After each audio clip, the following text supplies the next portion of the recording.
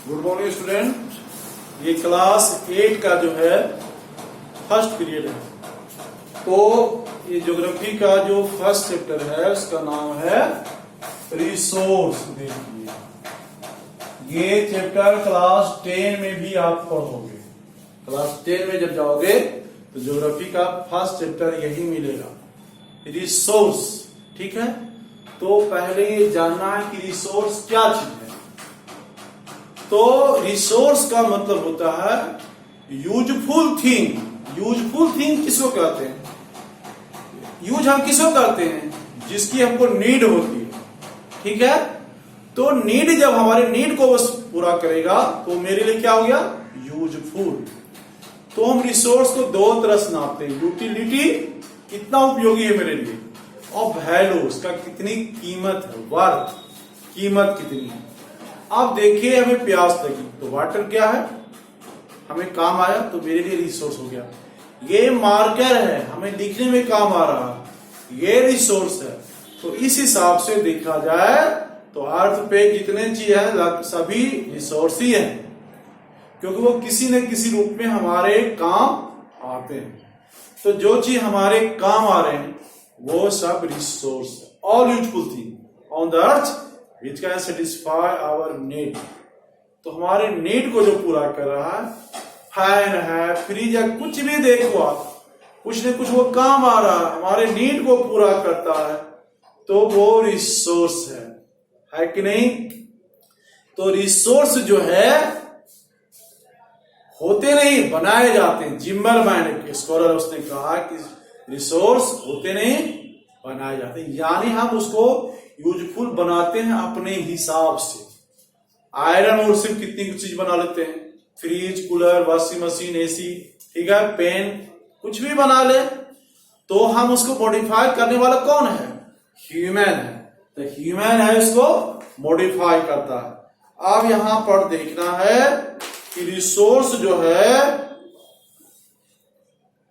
देखना है यहां पर कैसे यूज होता है। नेचर ने हमें दिया और टेक्नोलॉजी के द्वारा हम उसको अपने हिसाब से यूज कर लेते हैं।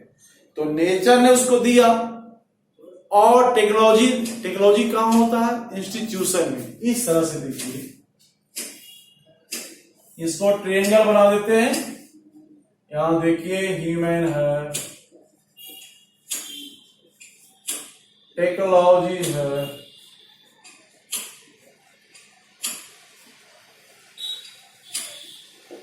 इंस्टीट्यूशंस,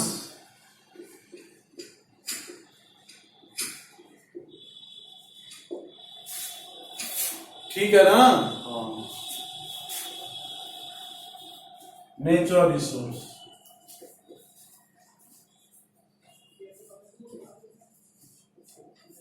बीच में ह्यूमन को रखिए, है ना?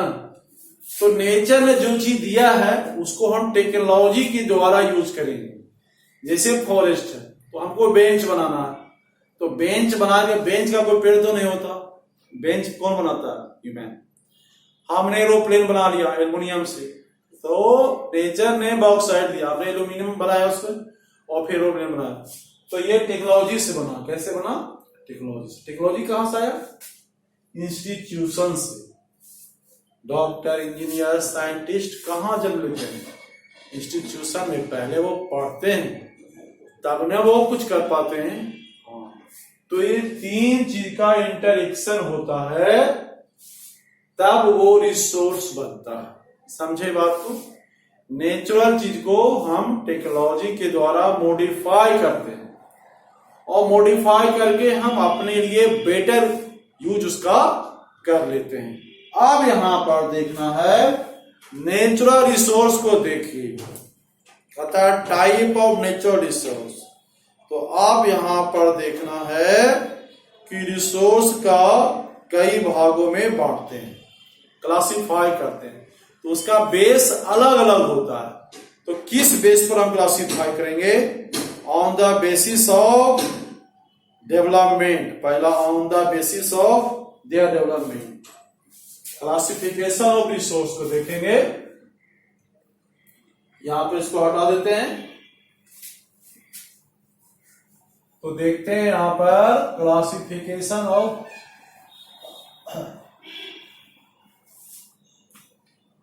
On the basis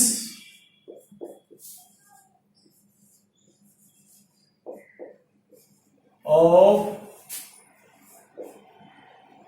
development.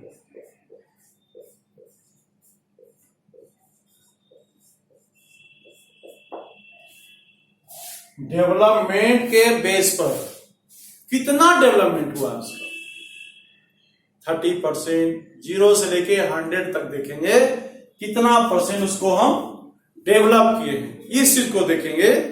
तो यहां पर देखिए 2 रिसोर्स में आता है, कहता है एक्चुअल रिसोर्स और पोटेंशियल रिसोर्स। देखिए क्वांटिटी कहता है एक्चुअल रिसोर्स, पहले जानिए ए हुआ एक्चुअल रिसोर्स,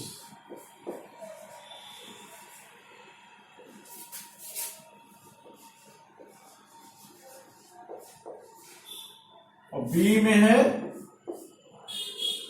पोटेंशियल रिसोर्स।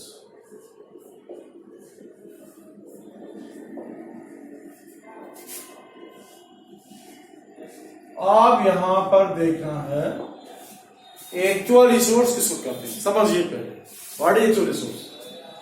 जिसका सर्वे का काम हो गया, सर्वे क्या है भाई, क्वांटिटी और क्वालिटी का पता चल गया। अब फॉर एग्जांपल इंडिया में कोल है, तो कोल कितना है ये क्वांटिटी हुआ। किस टाइप का कोल है, एंथ्रासाइड है कि बिटुमिनस है कि लिग्नाइट है कि पीट है, ये 4 होते हैं कोल के प्रकार। तो ये क्वालिटी हुए। उसी तरह से अब है आयरन और कितना इंडिया में, ये क्वांटिटी हुआ। हेमाटाइट है कि मैग्नेटाइट है कि साइडेराइट है कि लिमोनाइट है, ये क्वालिटी हुआ। तो सर्वे में होता है क्वांटिटी क्वालिटी पता चल चुका है, क्वांटिटी और क्वालिटी पता चल चुका है, और ये हमारी इच्छा पर है, जब चाहे यूज करें अपने हाथ में। पोटेंशियल रिसोर्स क्या है, जिसका सर्वे का काम पूरा नहीं हुआ, यानी जितनी कैपेसिटी है उसका भी 20%, 30%, जैसा कंट्री है वैसा यूज हुआ, यानी अभी उसमें स्कोप है डेवलपमेंट का। ठीक है, तो संभावना जिसमें है उस रिसोर्स को क्या कहेंगे, पोटेंशियल रिसोर्स कहेंगे। ठीक है ना, तो ये पोटेंशियल रिसोर्स हुई। ये क्लासिफिकेशन किस बेस पर हुई जी, डेवलपमेंट के बेस पर। कितना डेवलपमेंट हुआ, तो रिसोर्स कितने तरह हुए, एक्चुअल वास्तविक संसाधन और पोटेंशियल संभावित संसाधन, है कि नहीं।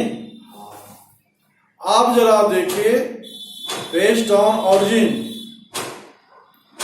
आप जरा देखिए ऑरिजिन के आधार पर, ऑरिजिन दूसरा जो बेस है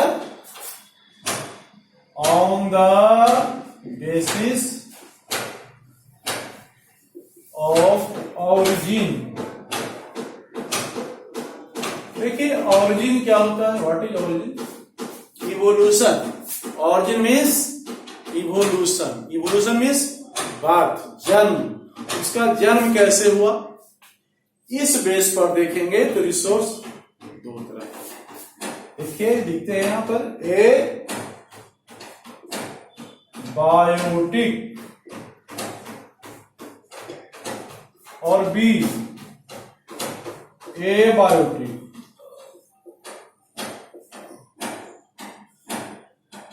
बायोटिक मीन्स होता है living thing, biotic means living thing जिसमें जान है, फ्लोरा फौना देख ही रहे हो, एनिमल सब है। और इसके अलावा जो फॉसिल फ्यूल है वो भी बायोटिक रिसोर्स में आता है, जैसे कोल, पेट्रोल, ये फॉसिल फ्यूल है, ये भी आता है किस में, बायोटिक रिसोर्स में। ए बायोटिक क्या है, ए बायोटिक रिसोर्स जो है नॉन लिविंग थिंग है, जितने भी रॉक्स है, मिनरल्स है, वो किस में आएंगे जी, ए बायोटिक में। ठीक है ना, तो ये आते हैं ए बायोटिक में। ठीक है, अब जरा देखिए, natural resource can be broadly categorised into, ठीक है। आप देखिए एक्स हॉस्टिबिलिटी के आधार पर तीसरा जो बेस है बताते हैं।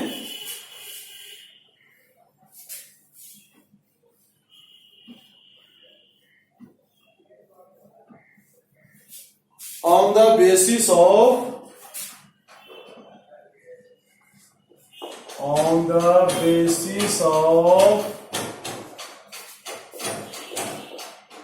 X hostility,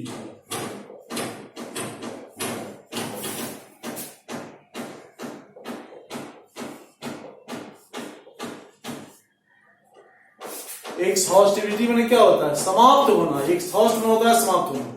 तो समाप्त कितने दिन में होगा रिसोर्स? इसके आधार पर रिसोर्स दो तरह का, रिन्यूएबल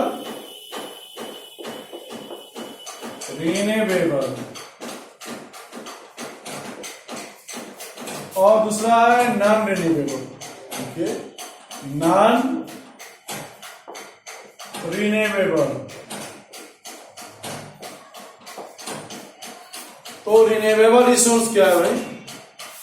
रिन्यू से बना रिन्यूएबल, रिन्यू जिसको हम नया कर सकते हैं। स्वाय से हमने घड़ा बनाया, घड़ा फोड़ देंगे फिर क्या हो जाएगा? स्वाय। इसे वाटर साइकिल है। तो वाटर साइकिल क्या है? वाटर को हम गंदा करते हैं, यूज करते हैं, फिर वो हम दोबारा काम में आ जाता है। तो रिन्यूएबल रिसोर्स उसको कहते हैं जो resource again and again use करेंगे तो भी खत्म नहीं हो। वाटर है, एयर है, सॉइल है कि नहीं, फॉरेस्ट है, वाइल्ड लाइफ है। तो ये सब क्या है? चलते रहता है कि नहीं? तो इसको रिन्यूएबल रिसोर्स कहते हैं। नॉन रिन्यूएबल जिसका यूज हम एक बार या दो बार, तीन बार भी कर ले सकते हैं। इसमें भी साइक्लेबल और नॉन रिसाइक्लेबल होता है। इसे मेटल को हम कई बार यूज करते हैं, स्क्रैप को, उसे कबाड़ी को, लेकिन वो हमेशा के लिए यूज नहीं कर सकते। और रिन्यूएबल में क्या है? परमानेंट यूज है। ठीक है ना? तो यहां पर इसको देखते हैं। अब यहां पर on the basis of there distribution ubiquitous,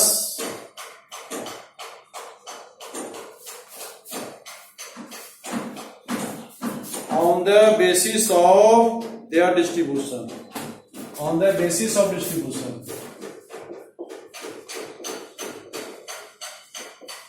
of distribution,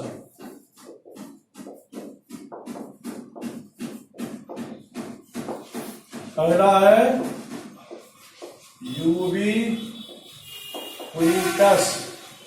अभी लोकेलाइज्ड। ठीक है ना? तो देखिए यूबिक्विटस और लोकेलाइज्ड क्या है भाई? यूबिक्विटस क्या होता है? जो हर जगह पाया जाता है। ठीक है ना? जो हर जगह पाया जाता है उसको यूबिक्विटस कहते हैं। जैसे एयर है, वाटर है, ठीक है, हर जगह पाया जाता है।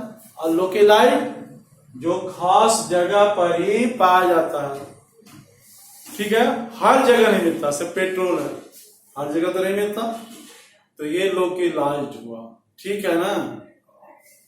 इस तरह से कहते हैं। आप जरा सा देखिए यहां पर, तो कहता है नेचुरल रिसोर्स का जो डेवलपमेंट है वो डिपेंड करता है बहुत कम फिजिकल फैक्टर। फिजिकल फैक्टर मतलब नेचुरल फैक्टर, जैसे क्लाइमेट है, टेरेन है।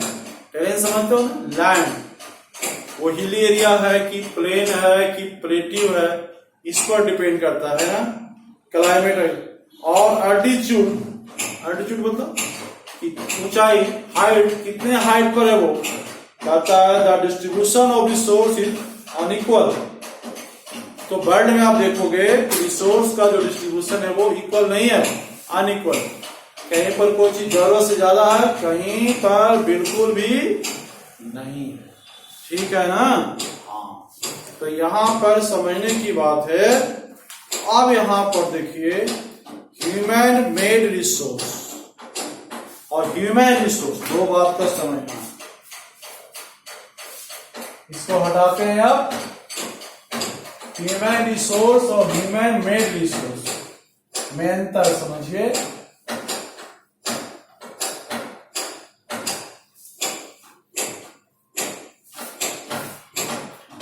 देखिए ह्यूमन रिसोर्स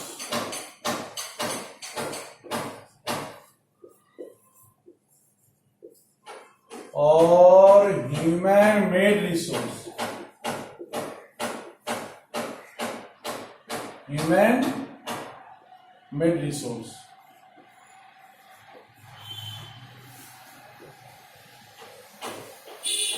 देखिए ह्यूमन रिसोर्स किसको कहते हैं? ह्यूमन रिसोर्स कहते हैं वह ह्यूमन के टैलेंट को, ह्यूमन के टैलेंट को। इसे देखिए हर आदमी है, कंपाउंडर है और डॉक्टर है, तो क्या चीज का डिफरेंस है? तीन ही चीज में डिफरेंस होता है। आदमी के क्वालिटी में तीन चीज में डिफरेंस होता है। क्या चीज में? हेल्थ, एजुकेशन और ट्रेनिंग। हेल्थ, एजुकेशन और ट्रेनिंग। ह्यूमन को यही तीन चीज जो है ह्यूमन रिसोर्स बनाता है। ज्यादा हेल्दी आदमी है, ज्यादा काम कर सकता है, ज्यादा पढ़ा लिखा, ज्यादा प्रोडक्टिव होगा, पैसा कमाएगा। आपको एरोप्लेन चला रहा है, उड़ा रहा है, तो एरोप्लेन का वो ट्रेनिंग लिया उड़ाने का। ट्रैक्टर का ड्राइवर उड़ा देगा एरोप्लेन? नहीं, क्योंकि उसने ट्रेनिंग उसकी नहीं ली है। ये तीन ही चीज है जो ह्यूमन को ह्यूमन रिसोर्स बना देते हैं। ठीक है, अब ह्यूमन मेड रिसोर्स है, इसका क्या मतलब हुआ? Resource made by human, resource made by human. तो ह्यूमन ने जो रिसोर्स बनाए वो ह्यूमन मेड रिसोर्स हुए। अब समझिए बात को। कारपेंटर है, तो कारपेंटर क्या है? Human resource. और कारपेंटर ने बेंच बना दिए, तो ये बेंच क्या हुआ? Human made resource. ठीक है ना? हाँ, तो ह्यूमन और human made resource. Human means human, mans को हम लोग कह रहे हैं human and their skill. Human का स्किल, ह्यूमन और ह्यूमन का स्किल मिलकर क्या बना? Human resource. और ह्यूमन में resource, resource made by human. तो ह्यूमन क्या करता है? ह्यूमन कुछ बनाता तो नहीं, मॉडिफिकेशन करता है। वो नेचर की चीजों में क्या करता है? वो मॉडिफिकेशन करता है, मॉडिफाई कर देता है। तो वो क्या बन गया? ह्यूमन मेड रिसोर्स बन गया। ठीक है ना? अब यहां है कंजर्विंग ऑफ रिसोर्स। तो कहता है कंजर्विंग ऑफ रिसोर्स का मतलब क्या है भाई? बात को समझिए। सुरक्षा की जरूरत है। जो भी नॉन रिन्यूएबल रिसोर्स है जिसका यूज हम हमेशा के लिए नहीं कर सकते, तो वो एक दिन खत्म हो जाएंगे। कोल है, पेट्रोल है, गैस एक दिन खत्म हो जाएंगे, तो उसका क्या यूज है? उपाय क्या? कंजर्व कीजिए। तो कंजर्व में तीन चीज को ध्यान रखना। पहला, मिसयूज को स्टॉप कीजिए। दूसरा है use according to your requirement, जितना जरूरत है उतना ही यूज कीजिए। और तीसरा, उसका ऑप्शन खोजिए। तो ऑप्शन दो तरह से हो सकता है। कोल खत्म हो गया, दूसरा कोल का भंडार खोज लीजिए, या रिन्यूएबल रिसोर्स उसका ऑप्शन बना दीजिए। ठीक है ना? जैसे डिफॉरेस्टेशन हो रहा है, तो फॉरेस्ट से जो सामान बन रहा है फर्नीचर, उसको प्लास्टिक का बना दिए, तो प्लास्टिक क्या हो गया? ऑप्शन हो गया लकड़ी का कि नहीं? तो डिफॉरेस्टेशन रुक सकता है कि नहीं? रुकेगा। तो आप उसको ऑप्शन ढूंढिए। तो बेहतर ऑप्शन, बेस्ट ऑप्शन क्या है? Renewable resource. तो आगे एक वर्ड है सस्टेनेबल डेवलपमेंट। देखिए सस्टेनेबल डेवलपमेंट एक वर्ड है, समझिए इसको। Sustainable, tenable development.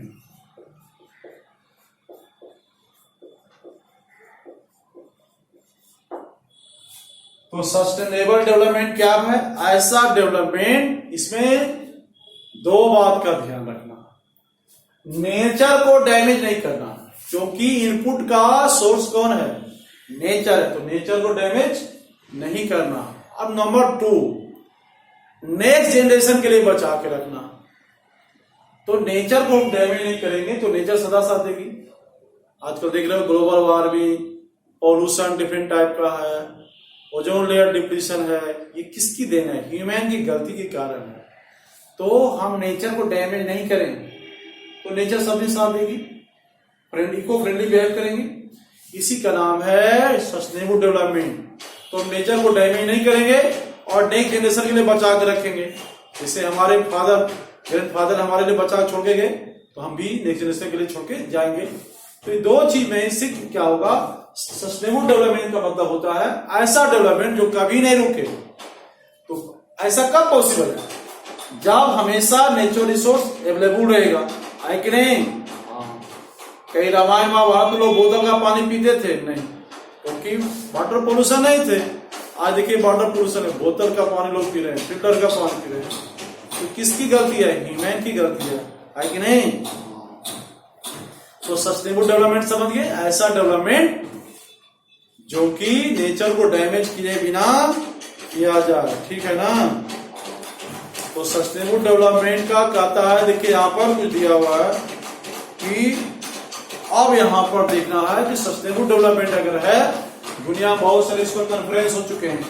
जैसे रायो डी जेनेरो ब्राजील में एक उसको कहते हैं अर्थ समिट, पृथ्वी सम्मेलन। तो 1992 में पहला हुआ था ब्राजील के रायो डी जेनेरो शहर में, ठीक है।